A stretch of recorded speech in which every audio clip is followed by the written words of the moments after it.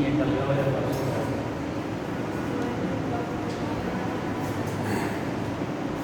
ये इतना समझ में आ गया? तो देखिएगा ये ऑप्टिक लोब जो होता है इसके 4 पार्ट होते हैं। इसको कार्पोरा क्वाड्री जमाइना बोलते हैं। कार्पोरा बाई जमाइना प्रोटेक्ट करता है।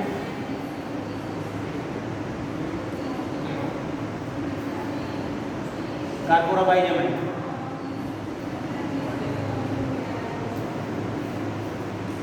मेडर में पाया। Corpora by जमाइना protect in the मेडर।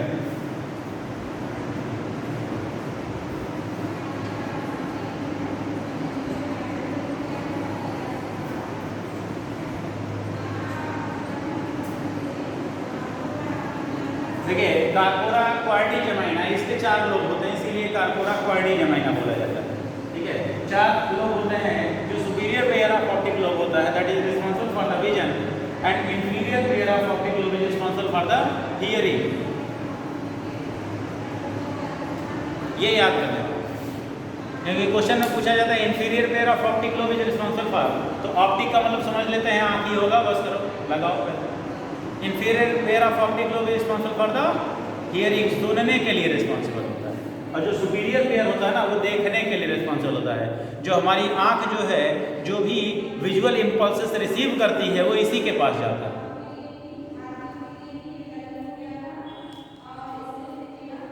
और इसके बाद हमारे सेरिब्रम के पास भेजा जाता है। तो सेरिब्रम हमारा ट्रेंड होता है कि जो हम इमेज देख रहे हैं एक्चुअली हमारे दोनों आंख के द्वारा 2 इमेज बनाए जाते हैं, और जो भी इमेज बनता है हमारे रेटिना पर वो रियल होता है लेकिन इन्वर्टेड होता है, उल्टा होता है। तो हमारा ब्रेन क्या करता है इसको इरेक्ट करके दिखाता है और 2 इमेज को एक पे सुपर इम्पोज करके दिखाता है। 2 इमेज को क्या करता है सुपर इम्पोज कर देता है और हमको एक ही इमेज दिखाई देता है। हमारे आई का जो सिचुएशन एंगल है जो प्रेजेंट होती हैं वो इस तरीके से बनावटी है कि हमको ऑब्जेक्ट एक ही दिखाई देता है लेकिन इमेज 2 बनते हैं।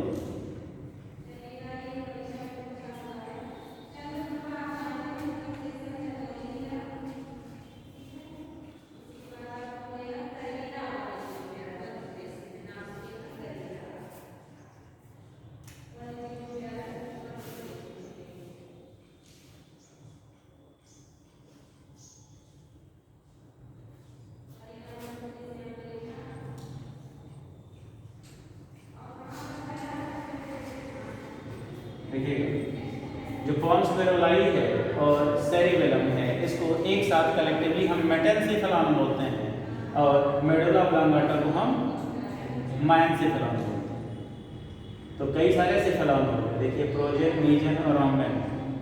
प्रोजेन सेफेलॉन में 2 पार्ट, डायनसेफेलॉन, टीलेनसेफेलॉन। टीलेनसेफेलॉन सेरिबेलम को सेरिब्रम को बोलते हैं और थैलेमोसाइटोथैलेमस को हम डायनसेफेलॉन बोलते हैं। इसमें कोई नहीं है। इसमें पॉन्स वेरोलाई और सेरिबेलम को हम मेटेनसेफेलॉन बोलते हैं, मेडुला ऑब्लांगाटा को माइनसेफेलॉन बोलते हैं। तो रोमेनसेफेलॉन के भी 2 पार्ट, मेटेनसेफेलॉन एंड माइनसेफेलॉन।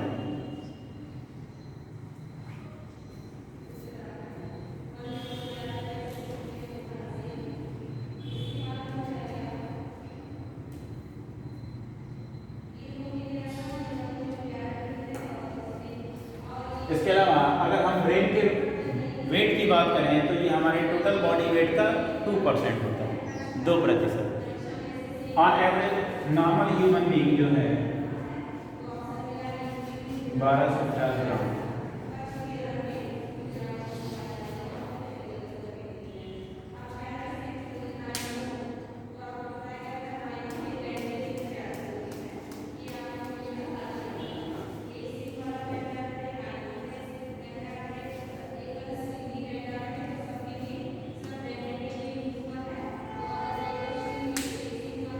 इसके अलावा देखिएगा हमारे ब्रेन के अंदर खाली स्पेस होता है जिसको हम वेंट्रिकल बोलते हैं। क्या बोलते हैं? वेंट्रिकल बोलते हैं। जैसे हार्ट के अंदर जो स्पेस होता है उसको भी एट्रिया और वेंट्रिकल बोलते हैं, तो ऐसे ही ब्रेन के अंदर जो खाली स्पेस होता है उसको भी वेंट्रिकल बोलते हैं।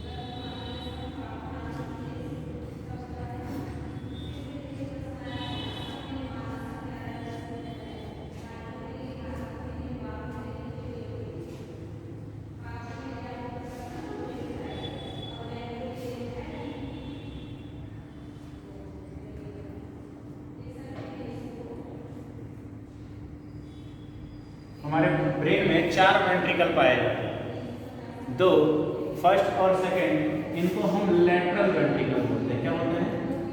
Lateral ventricle. लैटरल वेंट्रिकल जो होते हैं वो हमारे सेरेब्रम रीजन में पाया जाता है। कहाँ पे? यानी फोर ब्रेन रीजन हमारे पास 3 वेंट्रिकल होते हैं। First second present in the cerebrum region and third ventricle is present in the thalamus region. तो ये थर्ड वेंट्रिकल होता है। तो लैटरल वेंट्रिकल या इसी को हम पैरासील, ये हमारा थर्ड वेंट्रिकल है, ये हमारा फोर्थ वेंट्रिकल है।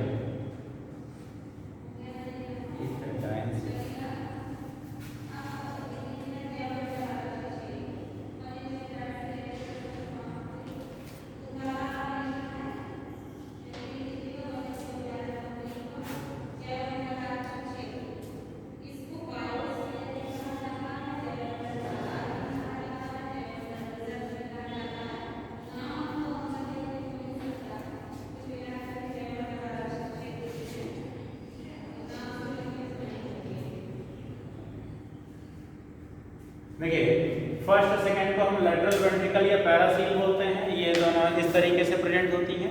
ये फर्स्ट और सेकंड जो है ये थर्ड वेंट्रिकल से जुड़ा हुआ होता है। यहाँ पे जो कनेक्शन होता है इसको हम बोलते हैं फोरामेन मोनेरम। ये थर्ड वेंट्रिकल होता है डायोसील। तो लैटरल वेंट्रिकल पैरासील जो है वो डायोसील से कनेक्टेड होता है with the help of foramen of Monero, and third ventricle is connected to the fourth ventricle with the help of the ether or aqueduct of Sylvius। और यहाँ पर 2 फोरामेन पाए जाते हैं। Foramen of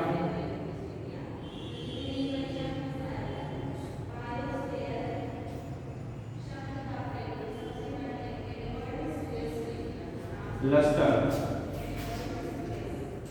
foramen Magendie, foramen of Luschka and foramen of Magendie पाया जाता है।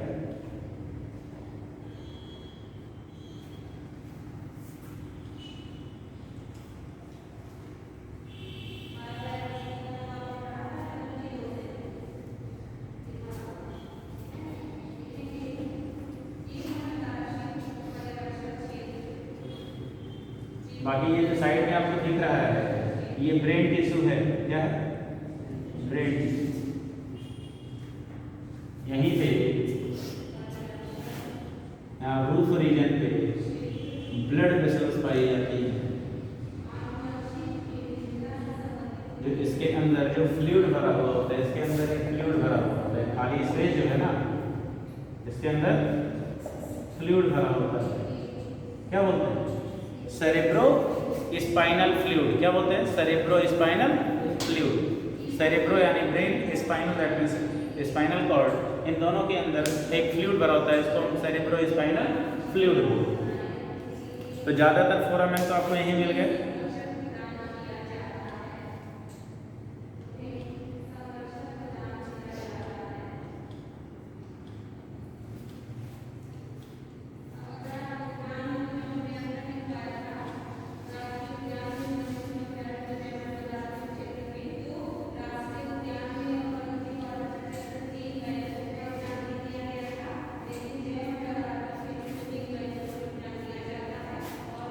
सिर्फ हाइपोथेटिकल डायग्राम है, ब्रेन ऐसा होगा नहीं, सिर्फ आप समझ जाइए, इसीलिए ये सब डायग्राम बनाए।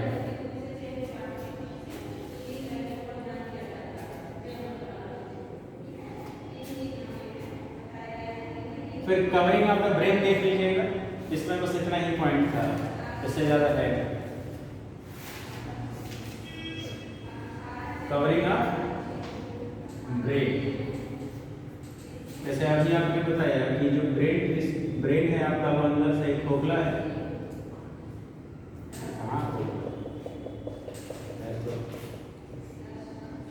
ये आपका ब्रेन टिश्यू है, इसके अंदर जो फ्लूइड भरा होता है ये होता है CSF। ये ब्रेन टिश्यू हो गया। इसके ऊपर 3 लेयर पाई, सबसे बाहर की तरफ ड्यूरामीटर, अरेक्नॉइड मेटल एंड पाया मेटल या मेटल।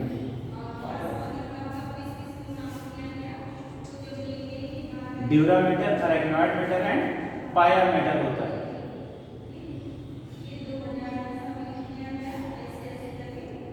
इन्हीं को हम मेनिंजेस बोलते हैं। क्या बोलते हैं?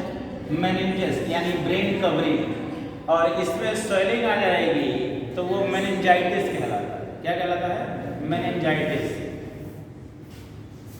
तो कभी चोट वगैरह लग जाती है सर में, तो इसी लेयर में क्या होती है? स्वेलिंग आ जाती है, तो आपको मेनिंजाइटिस कॉल।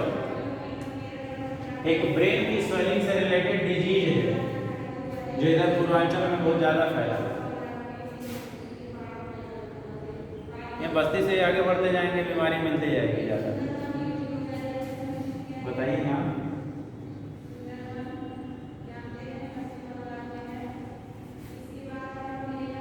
जेई इस समय थोड़ा न्यूज़ में कम मिल रहा है, नहीं तो यही कोरोना से पहले हमको नहीं लगता है कि किसी भी दूसरे दिन बड़ी सी हेडिंग नहीं होती पेपर की। JE full form Japanese encephalitis. Gorakhpur medical college में देखते होंगे, सुनते होंगे कि बहुत सारे बच्चे को ये बीमारी हो जाती थी जिससे बच्चों की डेथ हो जाती है। जापानी इंसेफ्लाइटिस, इंसेफ्लॉन का मतलब ये ब्रेन होता है, तो उसमें स्वेलिंग आ जाती है, वायरल होता है।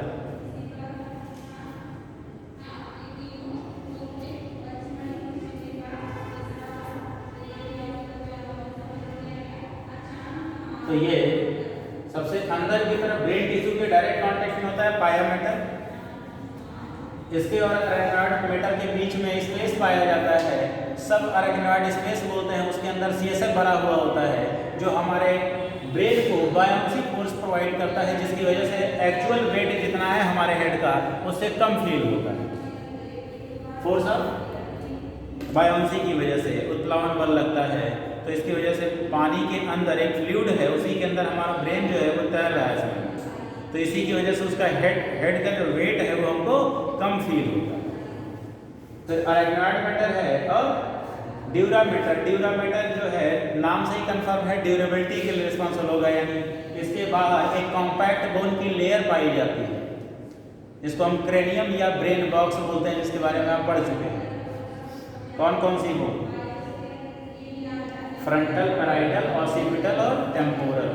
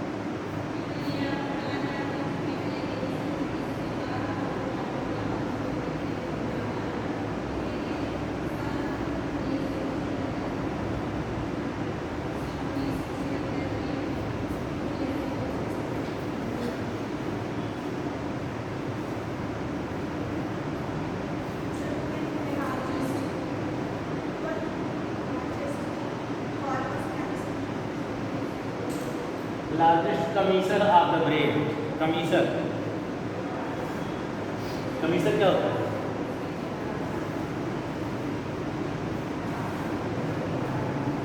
कमीसर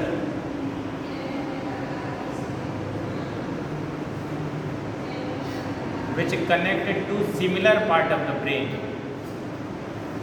नर्वस सिस्टम या ब्रेन में जो दो सिमिलर पार्ट को कनेक्ट करता है उसको हम क्या बोलते हैं? कमीसर बोलते हैं।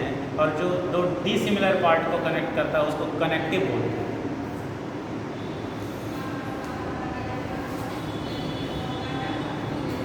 Commissure that connected to similar part of the brain, जो ब्रेन में दो सिमिलर पार्ट को कनेक्ट।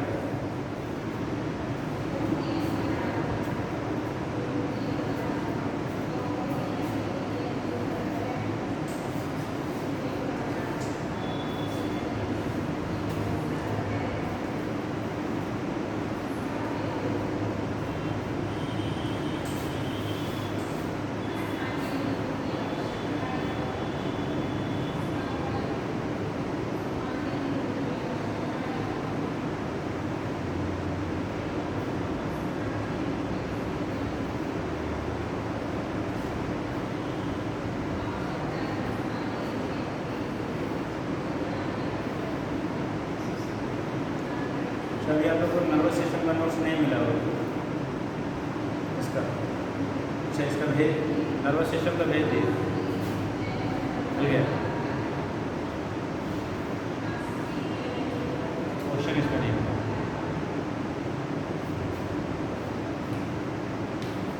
देखिएगा, अगर ब्रेन के हम इंटरनल स्ट्रक्चर की बात करें देन मैक्सिमम पार्ट आपको बताया गया कि सेरिब्रम होता है। Cerebrum is further divided into two parts, that is the grey matter and white matter, according to the collection of the grey nerve fiber and white nerve fiber। इसमें दो तरह के नर्व फाइबर कलेक्टेड होते हैं। जो grey matter होता है उसमें नॉन माइलिनेटेड नर्व फाइबर होते हैं, और जो वाइट मैटर होता है इसमें माइलिनेटेड नर्व फाइबर का कलेक्शन पाया जाता है।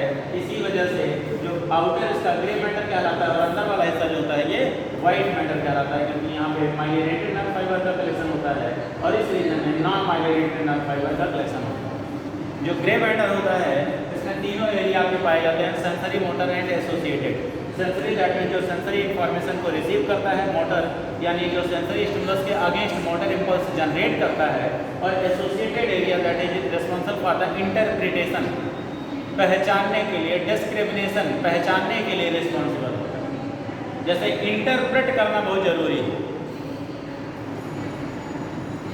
तो इंटरप्रिटेशन जो है ये एसोसिएटेड एरिया का इन्वॉल्वमेंट होता है इसमें। ये इंटरप्रेट करता है, पहचानता है।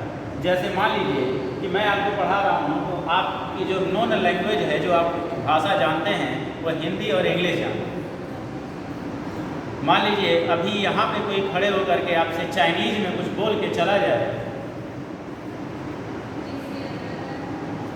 कुछ समझ में नहीं आए। क्यों? क्योंकि हम उसको इंटरप्रेट नहीं कर सकते हैं, डिस्क्रिमिनेट पहचान नहीं सकते हैं, क्योंकि वो भाषा अभी तक हमने सुनी नहीं है, या सुनी होगी लेकिन हम जानते थोड़ी हैं। तो उसका काम किसका होता है? एसोसिएटेड एरिया का होता है। किसका काम होता है? एसोसिएटेड एरिया का। ये इंटरप्रिटेशन करता है, इंटरप्रेट करता है, एनालाइज करता है according to the previous memory. What is this? क्या है? मार्कर है या pen? How can you say that कि ये मार्कर है? आप कैसे कह सकते हैं कि ये मार्कर है? मैं ये कह रहा हूँ कि ये पेन है। बताइए, ये पेन है। आपको बचपन से सिखाया गया है दिस इज द मार्कर, तब आप इसको आज पहचान ले रहे हैं ये मार्कर है जो आपके हाथ में, वो पेन है। अगर आपको बचपन से ही बताया गया होता कि उसको मार्कर बोलते हैं, इसको पेन बोलते हैं, तो आज आप इसको पेन बोलते हैं। ये सारा कुछ किस पे बेस्ड है? प्रीवियस मेमोरी पे बेस्ड है। जो हमको सिखाया गया है वो हमारे मेमोरी में है, हम उसे एनालाइज करते हैं, कंपेयर करते हैं। फॉर सपोज दैट कि आपको कोई डिश दी जाती है खाने के लिए, आपसे टेस्ट पूछा जाता है, तो आप बता ले जाते हो। सपोज दैट कोई ऐसी डिश दी जाए जो आज तक आपने ना खाई है और उसका टेस्ट आपसे पूछ लिया,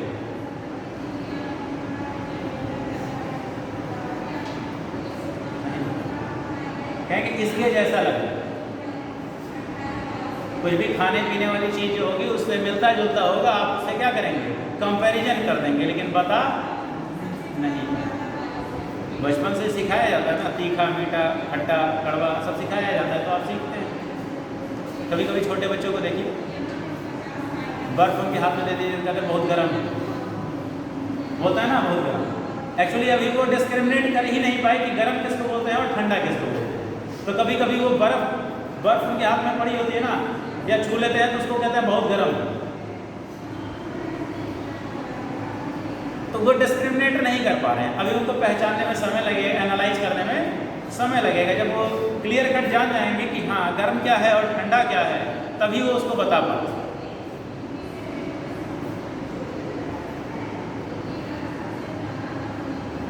तो ये काम होता है एसोसिएटेड एरिया का, ये पाया जाता है ग्रे मैटर, ठीक है।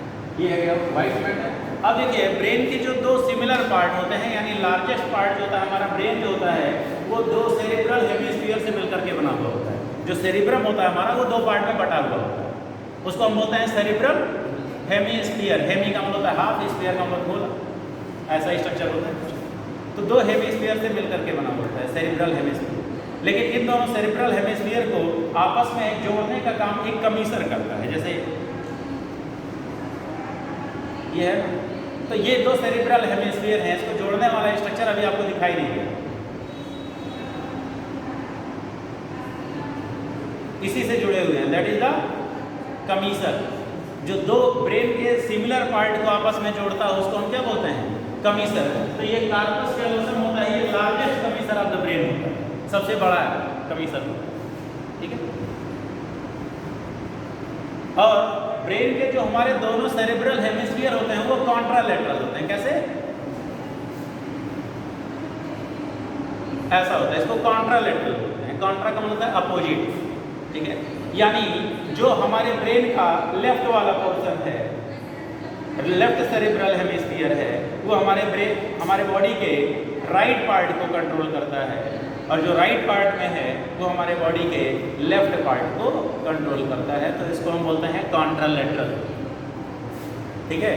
इसीलिए जैसे कई सारे लोगों को यूनिलैटरल पैरालिसिस हो जाती है, सुने हो, यूनि का मतलब होता है सिंगल, लेटरल मतलब होता है साइड। एक साइड की पैरालिसिस हो जाती है तो बोलते हैं एक साइड में हाथ और पैर काम करना बंद कर दिया है। तो जिस साइड का हाथ पैर काम करना बंद कर दिया है उसके अपोजिट साइड के ब्रेन में दिक्कत आ गई। यानी अगर राइट साइड का काम करना बंद कर दिया है तो लेफ्ट सेरिब्रल हेमिस्फीयर क्या हो गया, डिस्टर्ब हो गया, डैमेज हो गया, इसी का अपोजिट हो, ठीक है। कई सारे लोगों को क्वाड्रिलैटरल पैरालिसिस हो जाती है, बेड पे ही पड़े रहते हैं, कुछ नहीं कर सकते। क्वाड्री का मतलब क्या, 4।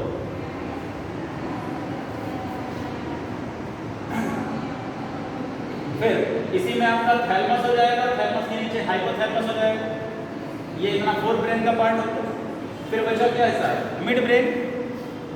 मिड ब्रेन में यहीं पे ऑप्टिक लोब पाया जाता है, corpora quadrigemina. Superior pair of optic lobe is responsible for the vision and inferior pair of optic lobe is responsible for the hearing, सुनने के लिए रिस्पॉन्सिबल। इसके अलावा इसी में क्यूरा सेरिब्राई पाया जाता है, यानी नर्व ट्रैक्ट जो 4 ब्रेन को फाइन ब्रेन से कनेक्ट करता है। 2 नर्व ट्रैक्ट होते हैं अपोजिट। फिर इसके बाद होता है आपका हाइंड ब्रेन आ जाता है। हाइंड ब्रेन के 3 पार्ट, पॉन्स फेरोलाई, मेडुला ऑब्लांगाटा, ये होता है सेरिबेलम। क्या होता है, इसको सेरिबेलम बोलते हैं। सेरिबेलम में देखिएगा ग्रे मैटर का डिस्ट्रीब्यूशन वाइट मैटर में कुछ इस तरीके से होता है कि ये एक ट्री लाइक अपीयरेंस देता है, पेड़ के जैसा दिखाई देता है।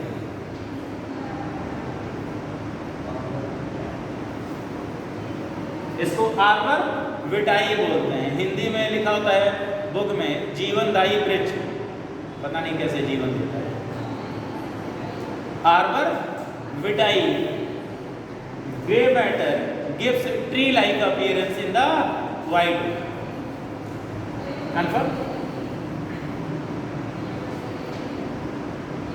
बेटा तो नहीं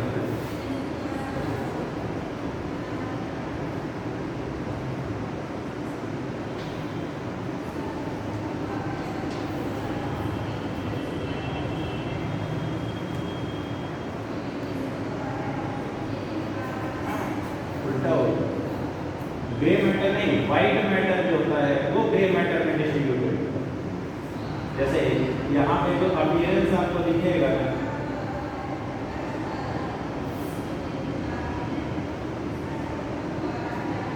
वो व्हाइट मैटर ग्रे मैटर में एक्सचेंज है। ये लगा पॉइंटर को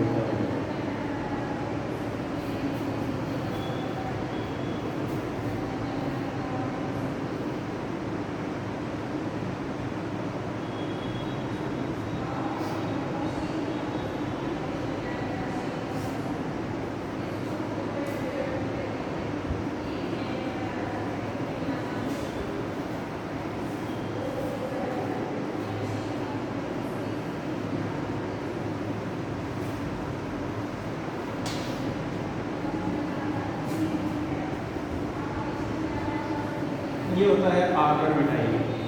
white matter gives extension in the grey matter region that is known as the arbor vitae. Cerebellum के बारे में अगर हम देखें तो सेरिबेलम बेसिकली हमारे बॉडी को बैलेंस करता है। बॉडी को बैलेंस करने वाले मसल्स को क्या करता है? कोऑर्डिनेट करता है।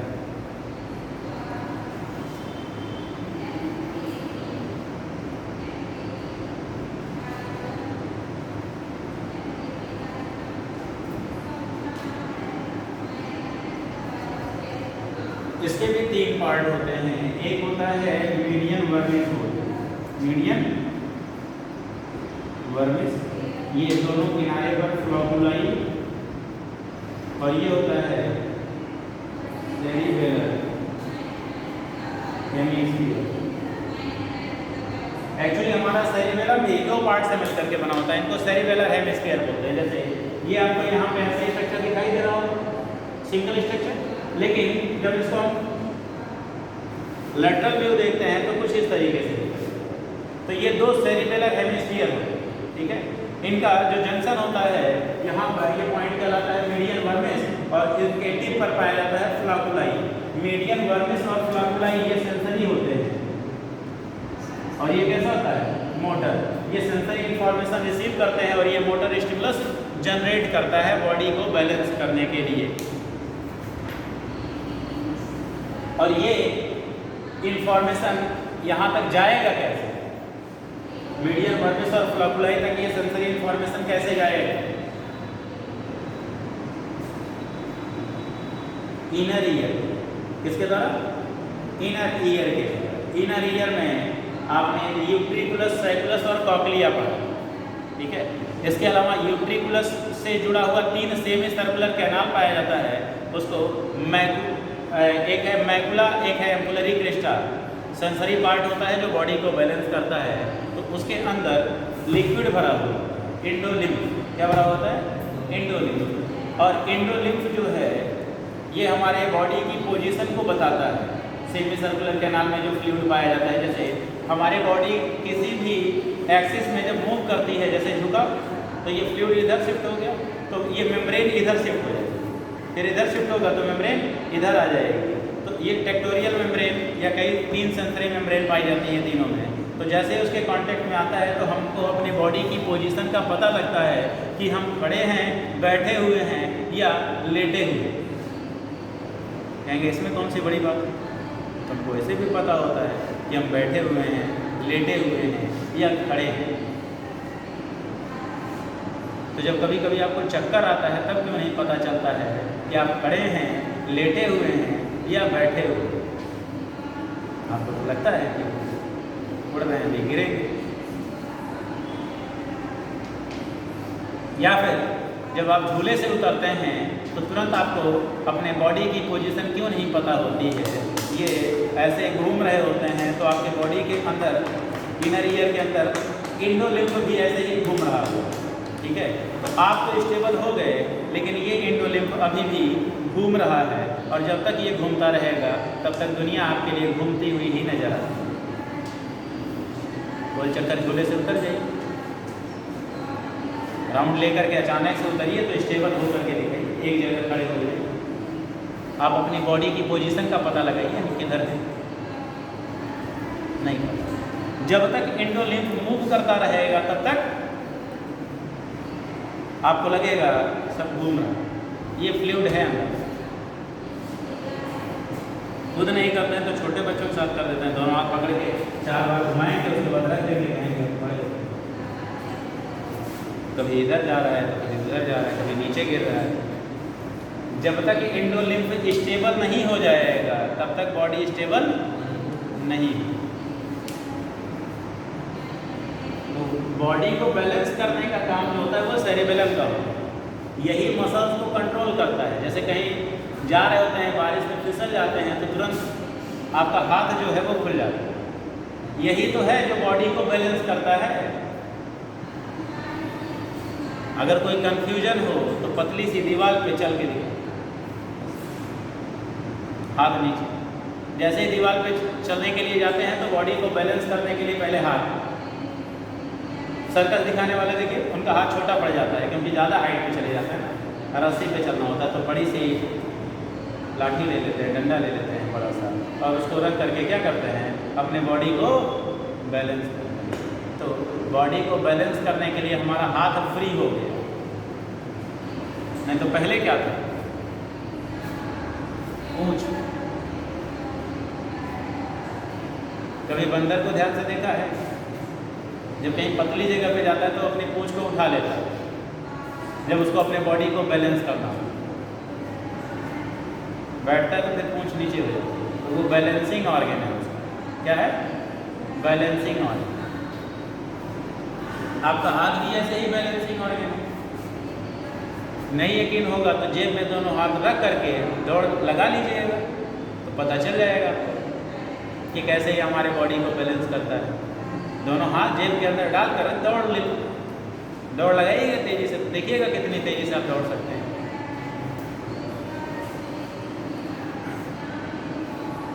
फिर देखिएगा जो आपका हाइंड ब्रेन, मिड ब्रेन और हाइंड ब्रेन को हम कलेक्टिवली क्या बोलते हैं? Brain stem. लेकिन हाइंड ब्रेन हम सिर्फ सेरेबेलम को इंक्लूड नहीं करते, यानी mid brain, optic lobe, crura cerebri, दोनों हाइंड ब्रेन के पार्ट पॉन्स मेरुलाई और मेडुला ऑब्लांगाटा को मिला के कलेक्टिवली हम क्या बोलते हैं? ब्रेन स्टेम बोलते हैं। बाकी पॉन्स मेरुलाई थैलेमस में और हाइपोथैलेमस में थर्मो रेगुलेटरी सेंटर पाया जाता है। क्या पाया जाता है? Thermo regulatory centre. ये हमारे बॉडी के टेम्परेचर को क्या करता है? रेगुलेट करता है। कैसे? जो भी सेंसरी इंफॉर्मेशन होती है वो इसी के थ्रू जाती हैं, यहीं तक जाती हैं टेम्परेचर के लिए। सबसे ज़्यादा टेम्परेचर सेंसिटिव एरिया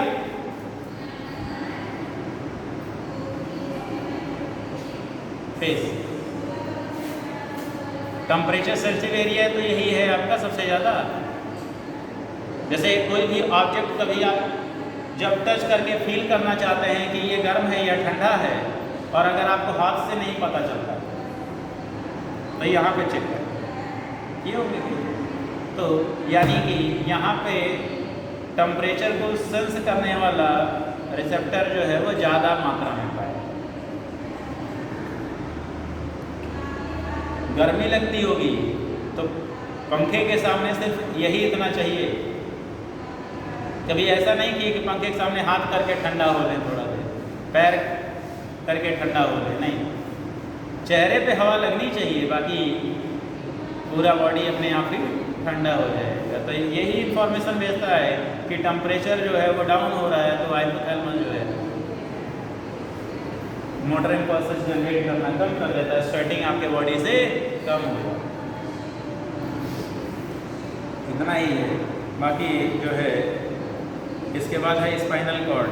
तो स्पाइनल कॉर्ड में भी एक डायग्राम बनाना पड़ेगा। फिर है EEG है, इलेक्ट्रोएन्सेफेलोग्राम बोलते हैं। और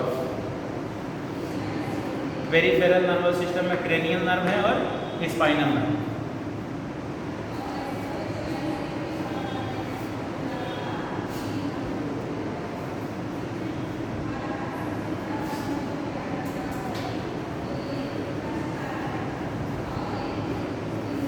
फिर उसी के साथ ये चैप्टर आपका खत्म हो जाएगा। चैप्टर नहीं खत्म होगा, मतलब हाफ आपका पोर्शन खत्म होगा। इसके बाद आपका स्टार्ट होगा स्पाइनल कॉर्ड के बाद सेंसरी ऑर्गन। सेंसरी ऑर्गन में आई है, ईयर, दो सेंसरी ऑर्गन यहाँ पे दिए गए हैं जिनके बारे में हमको पढ़ना है।